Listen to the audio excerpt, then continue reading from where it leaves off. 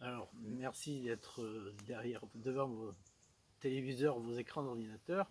Aujourd'hui, nous avons le plaisir d'accueillir donc Monseigneur Siméon, qui est évêque auxiliaire de Monseigneur Jean de Doubna, qui est notre évêque, métropolite. Et je crois que vous tenez à nous parler des différences liées entre les communautés paroissiales et les communautés monastiques. Oui, c'est intéressant. Bon, je pense qu'il y a des choses qui sont déjà connues à ce Oui, sujet-là, mais ça fait rien d'y repenser, de reformuler. C'est toujours une bonne chose parce qu'il y a une différence.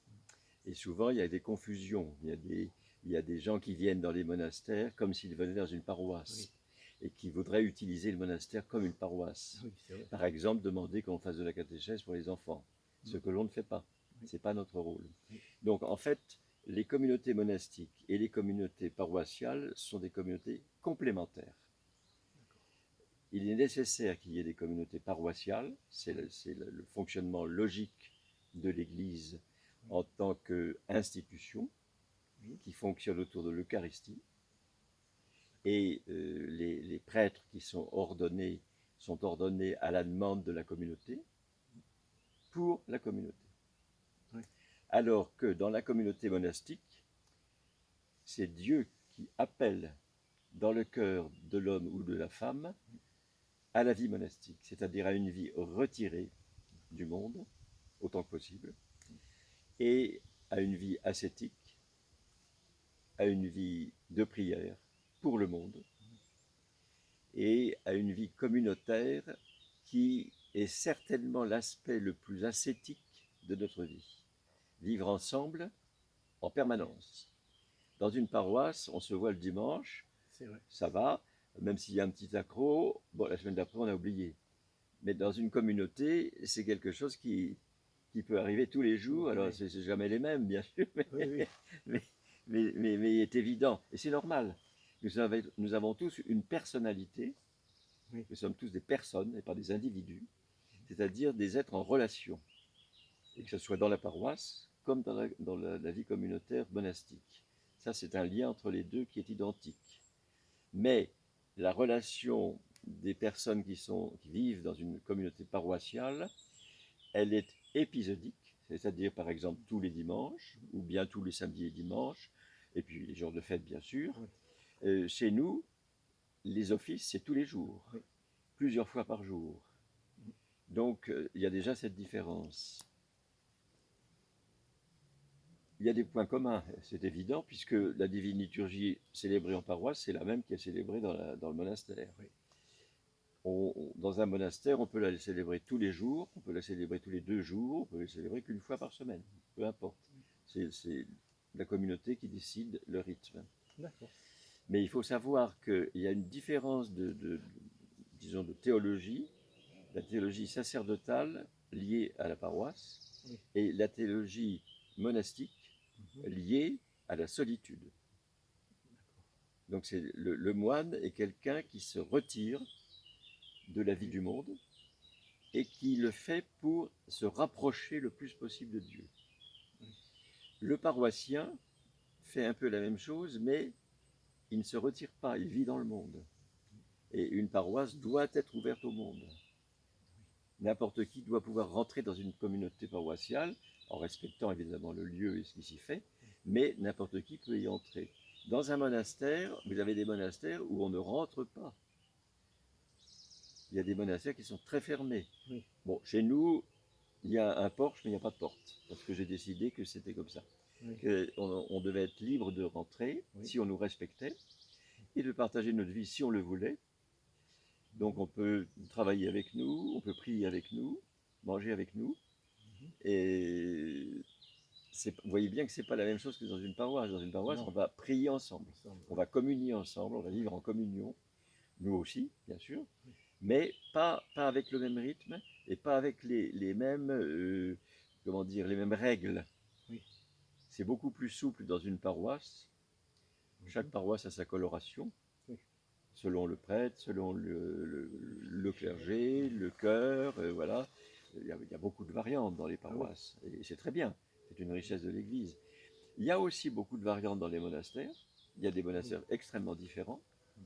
Si vous prenez certains monastères au Mont Athos et le nôtre, par exemple, on est un peu aux deux extrêmes du style de vie. C'est-à-dire qu'au Mont Athos, dans certains monastères, on va louer Dieu 7 fois par jour, comme la règle monastique de base le propose.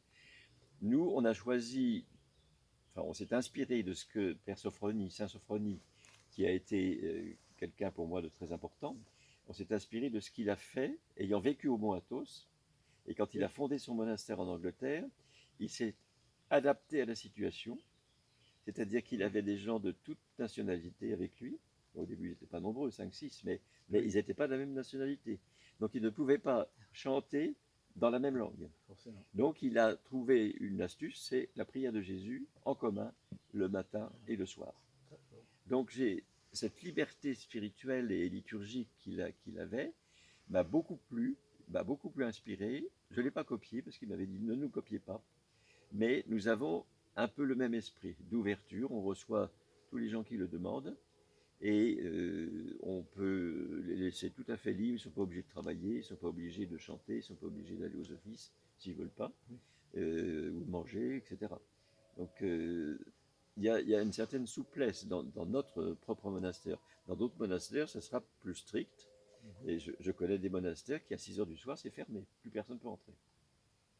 Chez nous, bon, on essaye de dire aux gens, venez pas à 10 heures du soir si c'est possible, parce que en principe, on est dans nos cellules. Mais ça arrive. Il y a des gens qui viennent de loin, des fois, et qui ne peuvent pas arriver tôt parce qu'ils travaillent.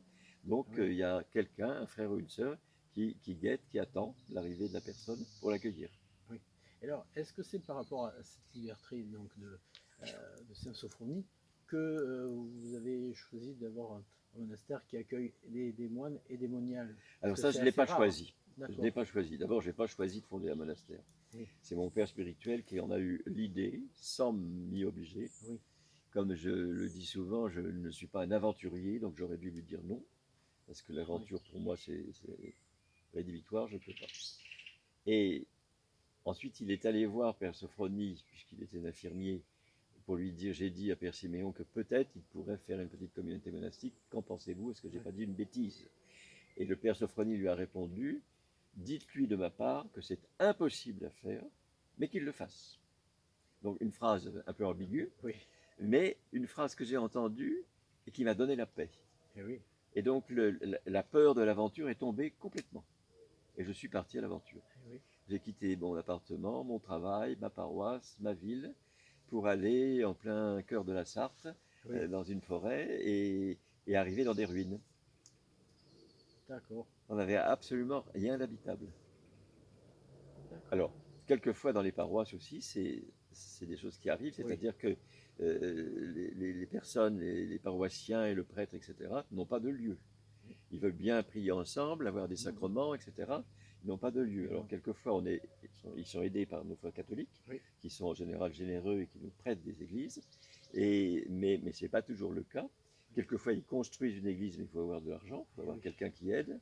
Et quelquefois, ils restent dans une situation un peu bancale, un peu voilà. Ils attendent. Alors, ils font leur paroisse dans un grand appartement de l'un d'entre eux, par exemple. Oui, au départ, oui. Voilà, c'est souvent comme ça. Oui. Donc, moi, je ne dirais pas qu'il y a Enfin, le mot différence est vrai entre la paroisse et la communauté monastique. Il y a une différence, parce que, d'abord, nous sommes des consacrés célibataires, donc qui vivent dans la chasteté, dans l'obéissance et dans la pauvreté. Dans une paroisse, on ne demande à personne de vivre dans l'obéissance, la chasteté et la pauvreté. Si certains veulent le faire, ils peuvent le faire. Ça, c'est leur liberté. Mais ce n'est pas une obligation. Si vous voulez être moine, il faut à un moment prononcer des vœux. Et ces vœux, là, vous ne les trouvez pas en paroisse, vous les trouvez dans les monastères. Pauvreté, chasteté, obéissance et stabilité. Donc ça, c'est une différence. Mais je dirais que, plutôt que différent, je dirais c'est une complémentarité. Parce que, pour moi, j'ai vécu en paroisse, j'ai été prêtre de paroisse. Et puis ensuite, j'ai fondé le monastère.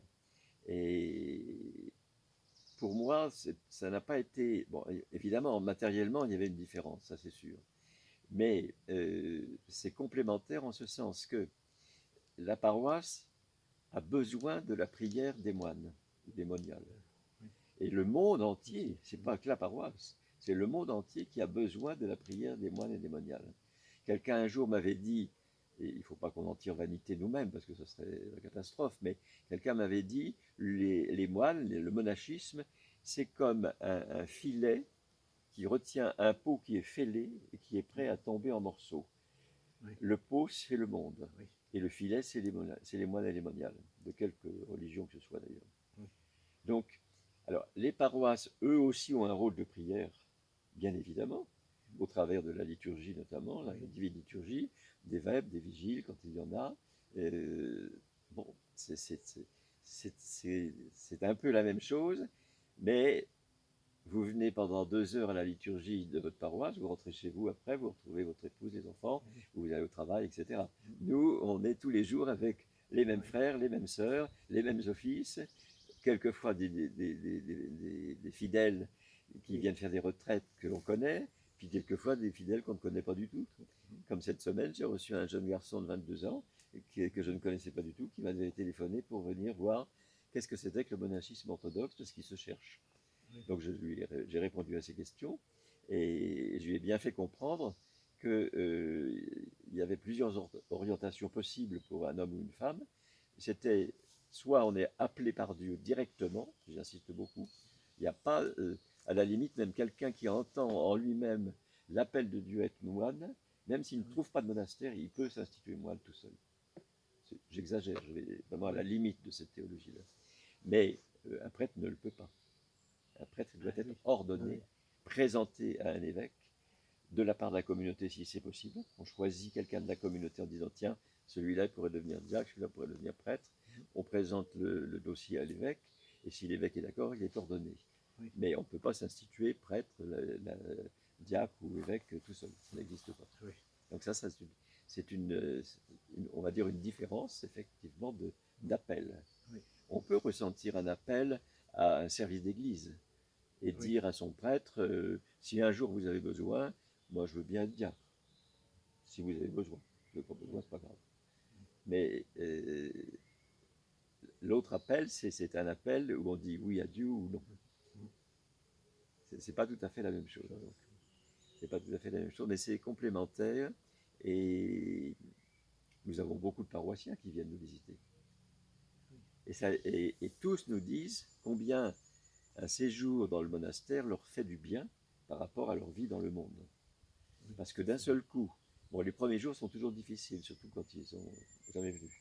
Parce que d'un seul coup, ils passent d'une vie, on va dire, relativement agitée, surtout dans les grandes villes, avec du travail, avec une famille, avec une paroisse aussi, et il faut faire des choses, etc.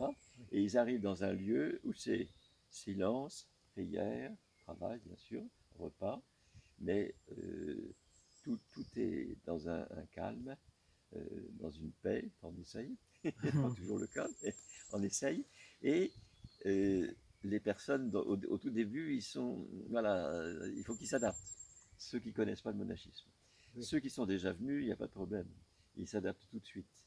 Et ils nous disent toujours, c'est un vrai bonheur quand on est chez vous, c'est pas spécial à mon monastère, hein, oui. Je parle là de tous les monastères, parce que il y a quelque chose que l'on vit chez vous qu'on ne peut pas vivre ailleurs. C'est pas possible. Donc on vient se ressourcer, on vient prendre des forces spirituelles, on vient se reposer aussi, parce qu'on a besoin quelquefois, on vient prendre un conseil éventuellement auprès d'un père spirituel ou d'une mère spirituelle, et c'est là où il y a une complémentarité par rapport à la vie paroissiale. Oui. Et alors ça doit être un peu compliqué parce que quelquefois, dans certains monastères, c'est un peu le seul lieu orthodoxe. Alors voilà. À 80 km à la ronde. Tout à fait. Et donc du coup, il n'y a que ce lieu-là pour aller aux offices. Pour que les fidèles tout puissent venir. Tout à fait. Donc il y a certains monastères en France que je connais bien et qui sont dans cette situation. C'est-à-dire qu'il n'y a pas de paroisse à côté. Hein, donc ça devient leur paroisse. Voilà. Mais ils savent, en général le supérieur, l'higoumène, explique bien que on ne joue pas le rôle de paroisse. Oui, alors justement, pour les baptêmes et les mariages éventuellement, ils sont obligés d'aller ailleurs. Et normalement, voilà. Les moines ne peuvent pas marier, ne peuvent pas baptiser, on peut enterrer par contre, on peut faire des funérailles, ça c'est possible. on peut faire un baptême, on peut faire un mariage, mais avec une bénédiction spéciale de l'archevêque. Oui. Et c'est une exception. Et là, il y a encore quelqu'un qui m'a téléphoné la semaine dernière là, pour un baptême d'enfant. Et j'ai dit, mais écoutez, vous avez une paroisse au Mans, on est à 20 km du Oui, Mans, c'est vrai. vous habitez le Mans, c'est dans la paroisse qu'il faut faire baptiser votre enfant. Parce que le baptême, c'est pas simplement s'accrocher au Christ, c'est ça fondamentalement, Oui. mais dans une communauté chrétienne. Mhm. On entre dans une communauté chrétienne. Oui. Et le baptême se fait toujours, normalement, en présence de la communauté, Oui. au moins de quelques membres. Mhm. Donc, mais c'est vrai qu'il y a des monastères qui sont quasi obligés de jouer un peu le rôle de paroisse parce que il y en a pas à côté. Oui. Donc, de faire un petit peu de rencontres catéchétiques avec les adultes ou avec les enfants, ou bien de confesser. Mais ça, en confesser, on peut le faire, que tous les moines peuvent le faire, enfin, qui sont Oui. prêtres. Oui. Ça, on peut le faire, il n'y a pas de contre-indication. Mais évidemment, célébrer l'Eucharistie. Mais à part ça, la vie est différente. La vie est différente. Alors, il y a des exceptions où les monastères jouent le rôle de paroisse. Oui. Et d'ailleurs, quand vous allez dans les grands pays orthodoxes comme la Russie, la Roumanie, la Serbie, etc., bon, quand vous allez à Moscou, il y a une église à tous les coins de rue. Oui. Donc, ils n'ont pas de problème. Mais il y a des monastères à tous les coins de rue aussi. Donc, Oui. ils choisissent quand ils ont envie, ils vont au monastère, quand ils ont envie, ils vont à la paroisse. Oui. Bon, c'est pas tout à fait logique, surtout Oui. s'il y a une paroisse à côté. Ils doivent aller fondamentalement à la paroisse, Et oui. s'ils ne sont pas moines, et par contre faire une retraite tous les 6 mois ou tous les 2 mois Voilà. au monastère, pas de problème non plus. Et alors, est-ce que, par rapport à ce qu'on disait tout à l'heure, par rapport à nos frères catholiques, Oui, chez eux, au niveau des monastères, il y a plusieurs ordres, ordre, entre oui, guillemets. tout à fait, tout à fait, Ordre en orthodoxie, tout à fait. si je m'abuse, il n'y a pas Il y ce a genre de pas, choses. il y a un seul ordre, Oui, c'est l'ordre monastique. voilà. Donc nous suivons les règles de Saint Basile, Oui. hein, qui sont des règles générales, et chaque monastère a un petit peu sa coloration selon le fondateur ou selon Oui. l'higoumène. Oui. Donc on a chacun une petite coloration, mais vous allez d'un monastère à l'autre, vous trouvez les mêmes éléments, Voilà. avec des petites variantes, c'est tout. Mhm. Bon, alors il est évident que dans des grandes villes comme Moscou par exemple, bon ben là les gens vont aussi bien au monastère qu'à la paroisse, pour eux c'est la même chose. Oui. Et ils ne dorment pas dans le monastère. Enfin, Oui. il y a ceux qui viennent vraiment en pèlerin, qui restent. Oui, oui. Mais il y a ceux qui viennent pour la liturgie. Oui. Et là, il y a une petite anomalie quand il y a 3 paroisses autour. Effectivement, vu ce que vous avez dit tout à l'heure, Ah oui, moi c'est j'ai très dit, logique. le monsieur qui m'a téléphoné, il vient de temps en temps chez nous. Oui. Parce que la paroisse du Mans ne célèbre que 2 fois par mois. Donc, bon, quand il y a les 2 autres mois, les 2 autres dimanches, Oui. ils peuvent venir chez nous, comme d'autres paroisses qui sont à côté, Voilà. Angers, etc. Ils viennent. Et on ne les refuse pas, bien évidemment. Mais on ne Bien joue sûr. pas le rôle de paroisse. Et quand ce Voilà. monsieur-là, qui nous connaît, en fait, ce qu'il voulait, c'était avoir le charme du lieu pour le baptême de son petit garçon. Ah, Alors je lui ai dit, bon, ben, ouais. tout lieu chrétien a son charme. Nous, on a un charme, mais la Oui. paroisse du Mans a son charme Charme aussi. aussi. Voilà. Oui, bien sûr. Et donc, vous pouvez faire baptiser votre enfant dans la paroisse et il s'insérera progressivement. Vous l'aiderez avec les parrains et marraines à rentrer dans la communauté et à y vivre sa vie paroissiale. Oui, tout à fait. Ouais, c'est un très beau message, là. Oui, Si je vous pense allez que rediriger. il y a eu un temps. Alors ça venait plutôt de la tradition russe, des Russes qui étaient venus de la première émigration Oui. et qui étaient, j'ose pas dire anti-monastique, mais presque. Ah bon. Parce que le monachisme à cette époque-là en Russie était Oui. décadent. Ah, d'accord. Donc les moines étaient, bon, c'était un peu n'importe quoi. Pas tous, bien sûr. Oui. Mais ils avaient vu tellement de bêtises qu'ils ne voulaient plus entendre parler Ouais. du monachisme. D'accord. Et moi, je me souviens que quand je suis devenu moine, il y a des personnes qui ne comprenaient pas. Ils ne comprenaient D'accord. pas. Oui. En disant, mais Pourquoi tu ne deviens pas prêtre, de par paroisse. exemple? Oui, Enfin tout bon, à fait. j'étais déjà prêtre, mais, Oui. ou à mon diaconat, par exemple. Je suis Oui. devenu moine avant d'être diacre. D'accord. Et il y avait des gens qui ne comprenaient pas. Ils ne comprenaient pas parce qu'ils ne faisaient pas la nuance entre la paroisse et la vie communautaire monastique. On ne peut pas devenir moine si on n'est pas appelé. Ça, c'est la première chose. Il faut être appelé par Dieu d'une manière ou d'une autre. Oui. Je connais quelqu'un qui est devenu moine Oui. parce que à l'âge de 12 ans, il se disait ce ne sont que des feignants. Il n'arrêtait pas, en pensant au moine, il disait c'est des feignants, des bons à rien, ils servent à rien dans le monde. Et puis il se répétait ça tout le temps, tout le temps. Oui. Chaque fois qu'il pensait au moine, il disait c'est des feignants, c'est des bons à rien. Et puis un jour, il avait 16 ans, je crois, 17 ans, et il s'est dit tiens, allons voir ces feignants. Il y avait un monastère à côté. Il est allé voir et il y est resté. Eh oui. Eh oui. Dieu l'a appelé, l'a attrapé comme ça. Oui. Et alors en général, vous avez, donc quand il y a des gens qui viennent, ils deviennent donc novices. Alors, ils deviennent postulants d'abord. D'accord. Chez nous, en tout cas, le système, c'est 3 stages Oui. d'insertion. Oui. Où ils Oui. passent par exemple 3 semaines, un mois avec Ouais. nous. Oui. Oui. Ils vivent la même chose que nous, les mêmes exigences, mais ils ne sont pas engagés du tout. Ils peuvent repartir au bout de 3 semaines. On fait ça 3 fois. D'accord. Au bout de la 3e fois, si on voit de notre côté et Oui. du côté de la personne que ça va, ça marche, Ouais. on peut dire bah, si vous voulez rentrer, vous rentrez comme postulant. D'accord. Donc le postulant reste en civil pendant 6 mois minimum. Ça c'est le minimum. Oui. Et au bout de 6 mois, si ça marche bien, il devient novice. C'est-à-dire qu'il D'accord. reçoit une soutane Voilà. et un petit bonnet noir, c'est tout. D'accord. Et puis il reste novice 1 an minimum. Mhm. Ensuite, il devient rasophore. Alors ça, c'est une chose dont on n'arrive pas à comprendre comment elle est née dans le monachisme. D'accord. Historiquement, moi, j'ai jamais lu quelque chose là-dessus. D'accord. Donc le rasophore, en fait, il va prendre tous les habits du moine, c'est-à-dire Oui. le grand voile, Oui. le grand rassone, etc. Oui. Mais il n'a pas prononcé ses vœux. Donc il va rester là, c'est un minimum de 3 ans, comme ça. Oui. Et puis si ça va bien, alors il prononce ses vœux, il s'engage, et là il est moine, Oui. définitivement. Et alors après, c'est vrai qu'on entend parler de fameux starets comme Saint-Séraphin Sarov Oui, qui vivait retiré un peu en ermite. oui, oui, ça Là, existe aussi. mais Bah, ça, c'est une c'est autre. au bout de X années de C'est monachisme. alors d'abord les pères disent que il ne faut jamais décider de devenir ermite comme ça tout de suite, sans avoir vécu la vie cénobitique, c'est-à-dire la vie communautaire. Voilà. Il faut d'abord s'être frotté à la vie communautaire, Oui. l'assumer, la vivre vraiment avec le cœur. Et si jamais il y a un appel de Dieu pour vivre dans la solitude la plus totale, avec la bénédiction du supérieur, cette personne peut se retirer comme ermite. D'accord.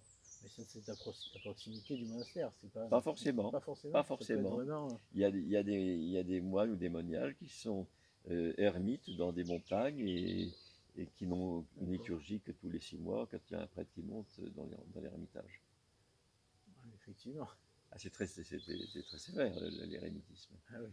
Et des vrais ermites aujourd'hui, il y en a, sans aucun doute même. Mais il y a aussi ce que moi j'appelle, bon, c'est pas très gentil, des faux ermites. C'est-à-dire des gens qui sont incapables de vivre en communauté Ah oui. à cause du caractère. Alors, bon, ils se disent, bah, je suis tout seul, donc là, il n'y aura pas de problème. Oui. Mais c'est un leurre. Oui, voilà. C'est un leurre parce qu'être ermite, c'est encore plus difficile qu'être cénobite. Parce qu'on est confronté à soi-même tous les Oui. jours, Oui. à ses défauts, Oui. à ses mauvaises tendances, à ses passions, et puis le démon est là. Oui. Il est presque là en permanence. Et il saisit toutes les occasions pour vous faire tomber. Oui.